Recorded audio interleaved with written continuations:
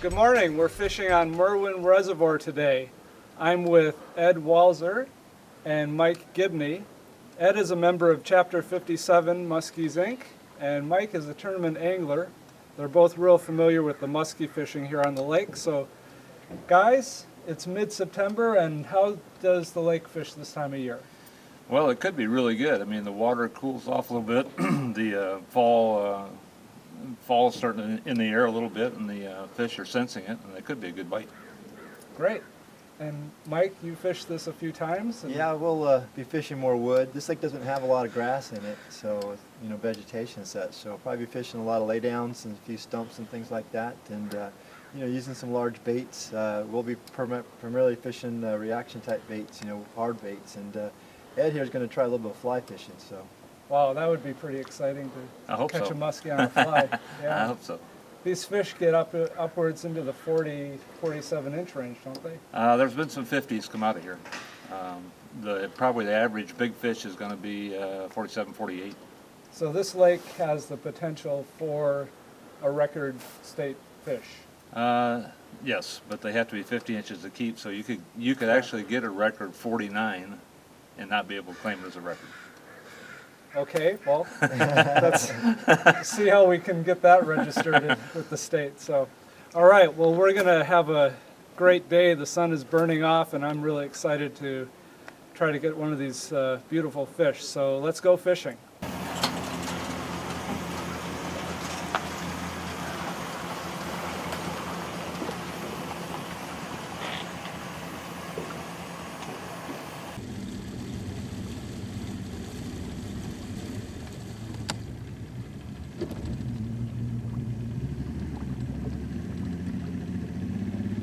Ed went to the far side of the lake, south side. We're going to go to the north side, go down by the dam.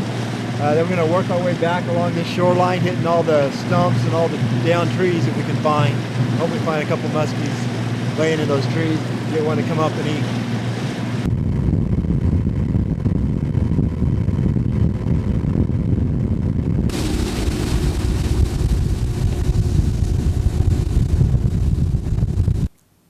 Work that bait, work it slow for the most part. They like it slow a little bit better than they like it fast, but if you get one to follow it, speed it up. Try to do something a little bit different. See if you can't get them to eat it and get it to commit to that bait. Sometimes you have to change up the speeds in order to get them to commit. And if you get one to follow it, and he falls into the boat, and you want to take your rod, shove it down in the water and do a figure eight and see if you can't get him to eat it. Just from that figure eight motion.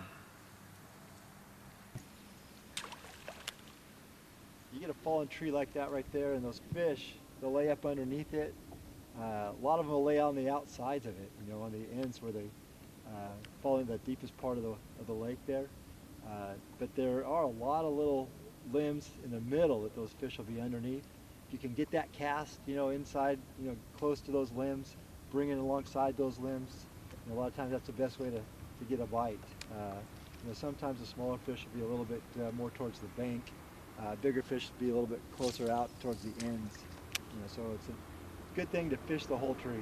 Start at the end of it. If the big fish is available, you might get that big one to bite, and then work your way into the middle, and then work your way all the way to the base, to the trunk of the tree. It can be real effective for these fallen trees that you'll find on this lake. And we just saw one laying up in the trees, didn't we? Yeah, it was right in the middle of the tree. It was underneath the tree.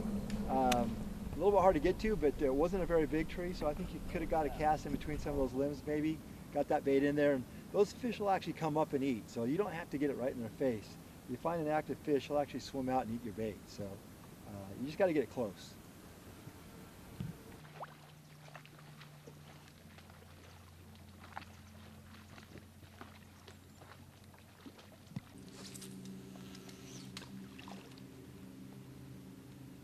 It's more like just a regular river up there, right? I wouldn't say it's quite this wide in most places. It gets quite shallow. Yeah. We get up to the border and it's lots of rock. Nice. Figure eight, figure eight.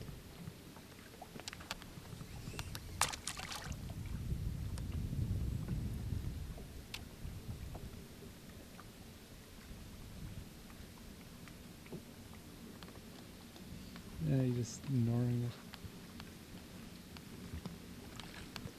it. It's amazing, they just sit here and they don't give a rat's ass.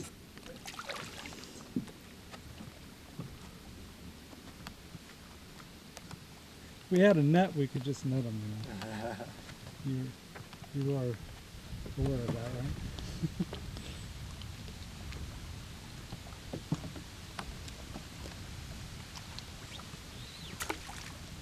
Oh, that would be a perfect shot. Oh God, if he would commit and take that bait. Oh, did you see? Look.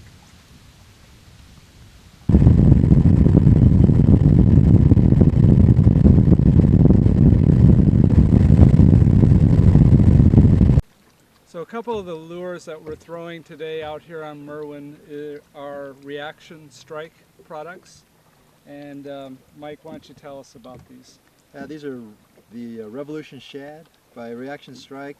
You've got one with a bill and one without. You can see they're kind of got the articulated body.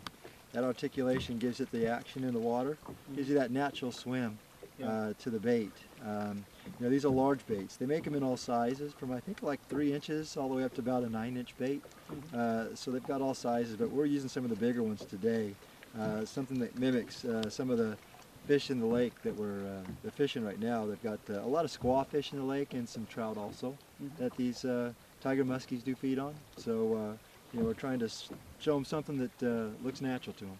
Yeah, this guy, I can tell you, that's a heavy casting lure, and it drops. It does. So It takes a large rod to cast these baits. Yeah. You know, we're using some of the Lamaglass heavy rods, you know, to cast them. We've got 65-pound braid lying on the reels with actually 130-pound fluorocarbon leaders. You know, because these muskies, they've got teeth.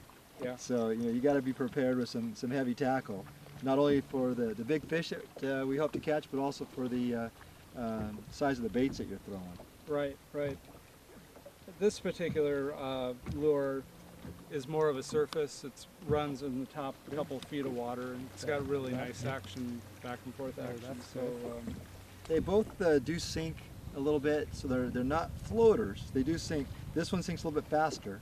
And this one also has the bill to give it a little bit more action, along with the articulation to give it that natural swim, basically, as it goes through the water. yeah, well, they definitely look great in the water. I bet they do.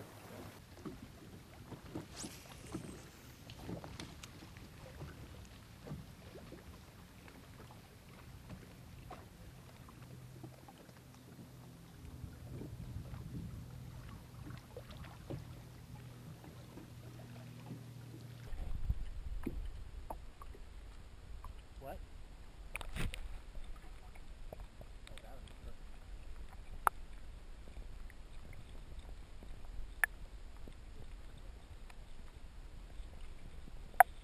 Oh, man, that is frustrating, you know, to get one to follow you all the way to the boat like that and not eat it.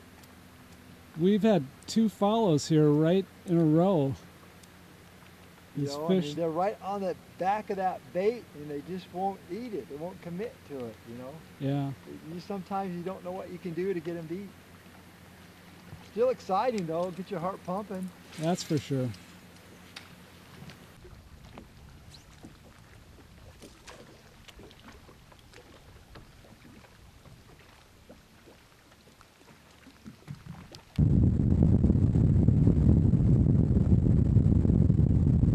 I've heard muskie are the fish of 1,000 casts, and I think we did 999 because we got skunked. We did. We didn't get a fish, you know, but that's fishing. That's the way it goes sometimes, you know. Yeah. We had action, though. We had some fun action. I mean, we had fish following our bait. They just wouldn't commit. We did. And, You know, we probably had 5 fish, you know, follow us to the boat. A couple of them looked like they might go, but they didn't, you know. But, you know, at least you saw fish, you know, and that alone kind of makes it enjoyable. It's a thrill. I mean, these muskie they're beautiful fish, and they are powerful looking fish. Yeah, I would have loved to have had one on the end of the line, but you know what? Next time. exactly. So, Yep. if you guys get a chance to come out here to Merwin Reservoir, it's beautiful country, beautiful scenery, big fish. We've got some pictures on the website, so you'll have to live with that for this video. But go and get yourself some muskie.